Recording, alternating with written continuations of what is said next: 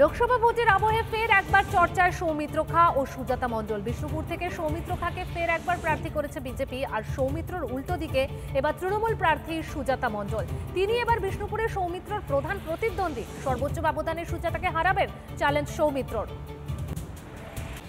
সৌমিত্র খা, তার হয়ে কার্যত আপনি রাজনীতির ময়দান দাপিয়ে বেরিয়েছিলেন, আর যার নামটা করে প্রশ্ন করলেন আমি তার নামটা করে উত্তর দিতে চাই না, কারণ তাতে নিজের কোথাও মনে হয় নিজের মুখকে ব্রাশ করার প্রয়োজন পড়ে, আমি সেটা চাই না। বিষ্ণুপুর লোকসভায় যদি কোনো রাজনৈতিক ব্যক্তিত্ব দাঁড়াতো তাহলে রাজনীতিগত ভোট হতো এবং একটা কম্পিটিশন হতো, একটা এলাকার ডেভেলপমেন্ট নিয়ে আলোচনা হতো। কিন্তু বিষ্ণুপুর লোকসভা আমাকে মনে হচ্ছে অনেকগুলো রেকর্ড তো ভেঙেছি, আবার মনে হচ্ছে বিষ্ণুপুর লোকসভা পশ্চিমবাংলার মধ্যে সর্বোচ্চ ব্যবধানে ভারতীয় জনতা পার্টি জিতবে।